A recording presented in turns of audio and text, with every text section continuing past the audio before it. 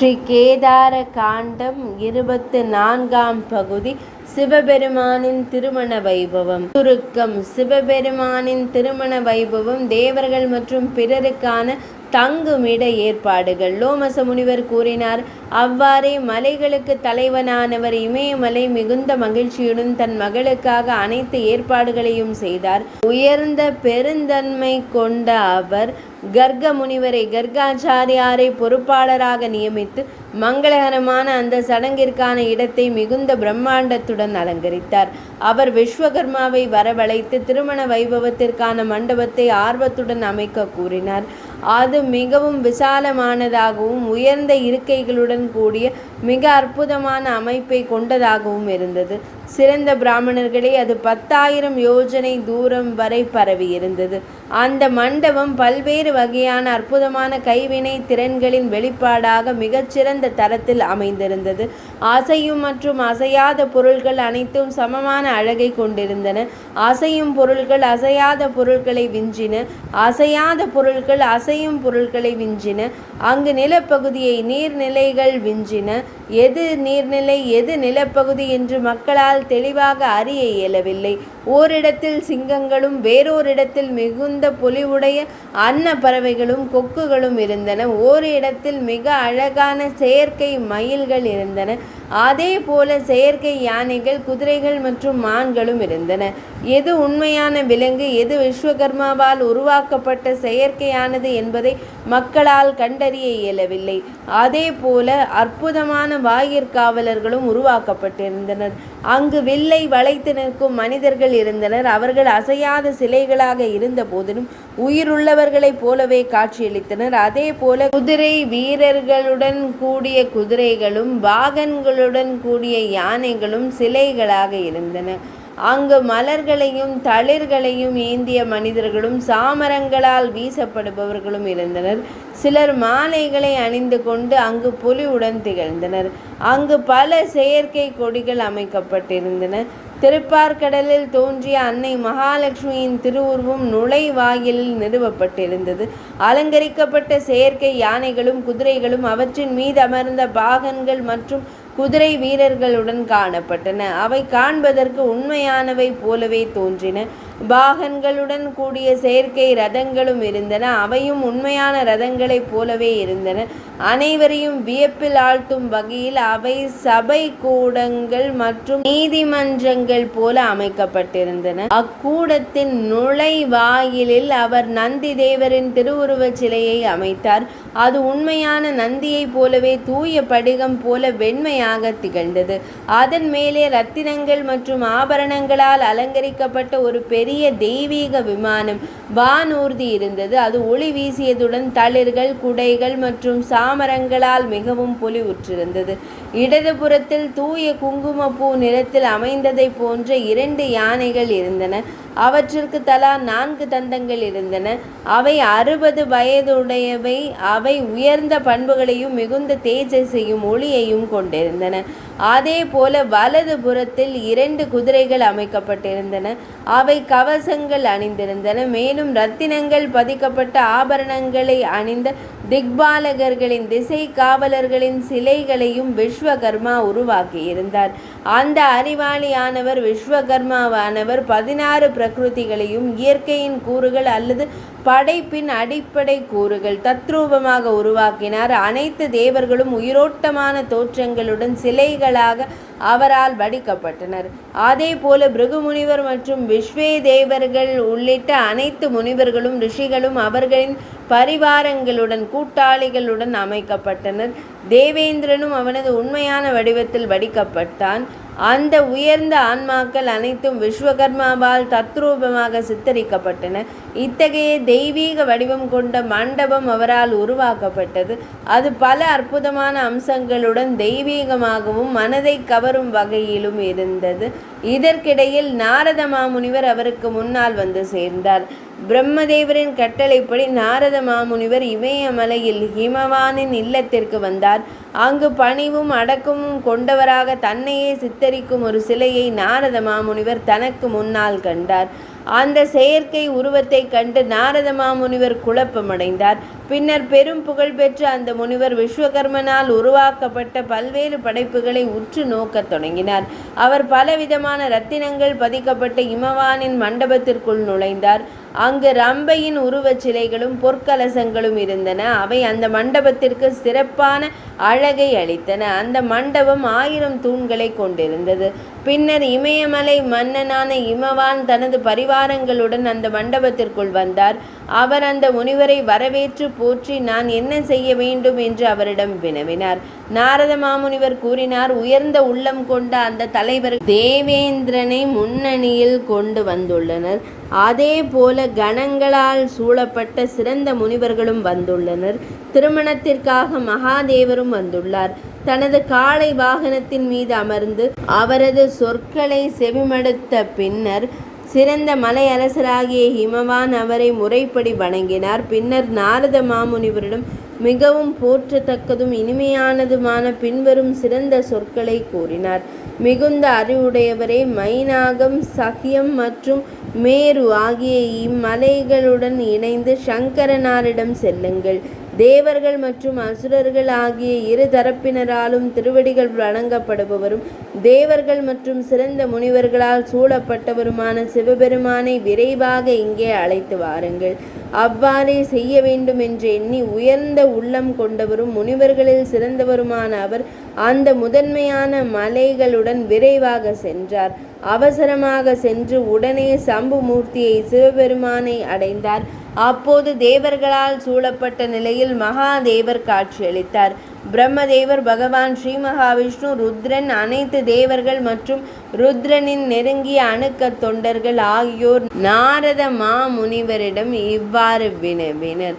அவர்கள் கேட்டார்கள், நாங்கள் கேட்கிறோம், எனவே இதனை எங்களிடம் கூறுங்கள்.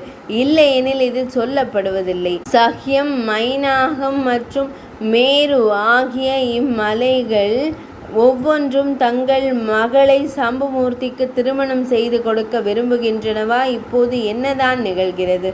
பிரம்மதேவரை தமக்கு முன்னால் நிறுத்தி கொண்டு மிகுந்த தேஜஸ் கொண்ட சிறந்த முனிவரான நாரத மாமுனிவர் பகவான் ஸ்ரீ மகாவிஷ்ணுவிடம் அர்த்தமுள்ள வகையில் உரையாடினார். ஓர் ஏகாந்தமான இடத்திற்கு சென்று நாரத மாமுனிவர் சுரேந்திரனிடம் தேவேந்திரனிடம் பின்வருமாறு கூறினார். துஷ்டாவால் ஒரு பிரம்மாண்ட மாளிகை உருவாக்கப்பட்டுள்ளது.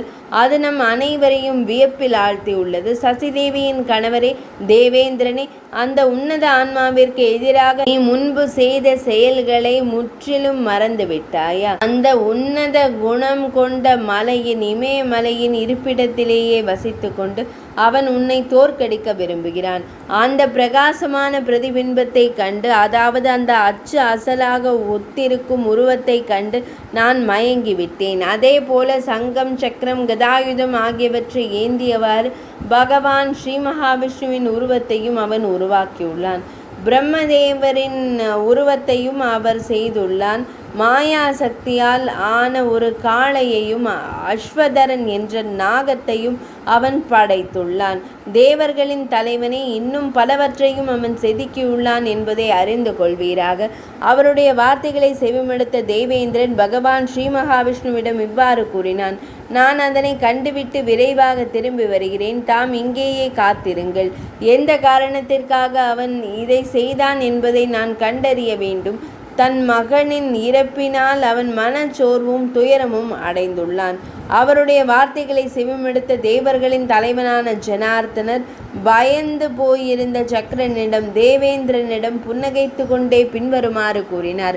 தேவேந்திரா, முன்பு நிவாத கவசர்கள் உடனான போரில் நீ மயக்கமடைந்திருந்தாய். அப்போது உனக்கு உதவ நான் அமிர்தா என்ற வித்யையை, மாய மந்திரத்தை கொண்டு வந்தேன். அந்த மகத்தான வித்யையின் சக்தியால் தான் நீ இமயமலை மற்றும் பிற சிறந்த மலைகளின் இறக்கைகளை வெட்டி வீழ்த்த முடிந்தது. வாசவா, என் தூண்டுதலின் பேரில்தான் அவை அனைத்தும் இறக்கையற்றவையாக மாற்றப்பட்டன. அந்த மகா வித்யையின் சக்தியால் தான் துவஷ்டா இப்போது அந்த மண்டபத்திற்குள் நுழைந்து தனது மாயா சக்தியால் இதை செய்துள்ளான்.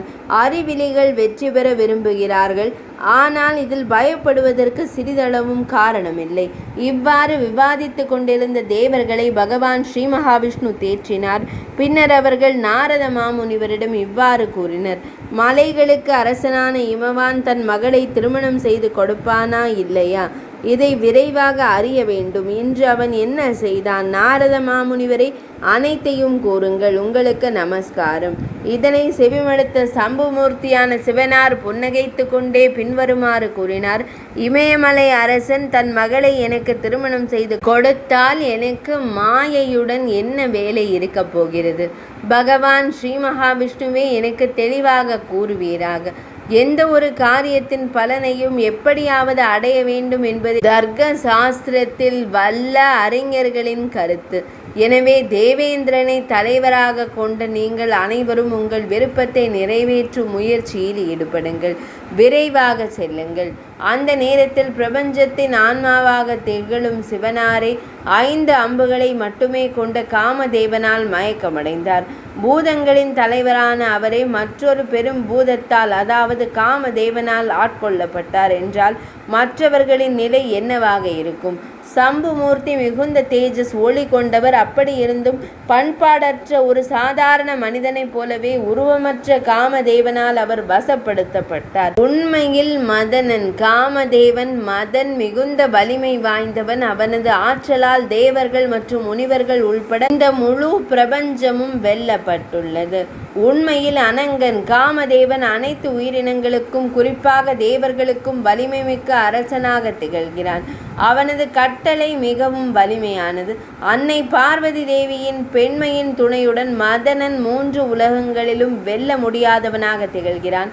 அந்த பெண்ணை கண்டதும் அறிவார்ந்த முனிவர்கள், தேவர்கள், மனிதர்கள், கந்தர்வர்கள், பிசாசுகள், நாகங்கள் மற்றும் அரக்கர்கள் என அனைவரும் உயர்ந்த ஆன்மா கொண்ட மதனனின் கட்டளையை மீற துணிவதில்லை.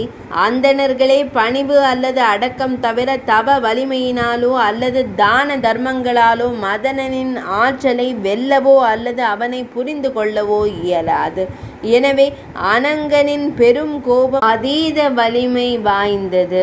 மதனனால் ஈஸ்வரனார் இவ்வாறு மயக்கத்திற்கு ஆளானதை கண்ட மாதவனார் சொற்களை கையாள்வதில் வல்லவரான அவர் பின்வருமாறு கூறினார்: இறைவனே, கவலை கொள்ள வேண்டாம். நாரத மாமுனிவர் கூறியது உண்மையே. துவஷ்டாவால் அந்த மண்டபத்தில் உருவாக்கப்பட்ட வியக்கத்தக்க அனைத்தும் மதனனின் தூண்டுதலால் நிகழ்ந்தவையே. அதன் பின்னர் சங்கரனார் மதுசூதனரிடம் கூறினார்: உண்மையில் இந்த மண்டபம் அவித்யால், அறியாமையால் சூழப்பட்ட ஒன்றாகவே துவஷ்டாவால் அமைக்கப்பட்டுள்ளது. ஆனால் பகவான் ஸ்ரீ மகாவிஷ்ணுவே இந்த மண்டபம் மிகவும் பாக்கியம் வாய்ந்தது. திருமணத்திற்கும் அவித்யையே, அறியாமையே மூல காரணமாக உள்ளது. எனவே நாம் அனைவரும் இப்பொழுது திருமண விழாவிற்கு செல்வோம்.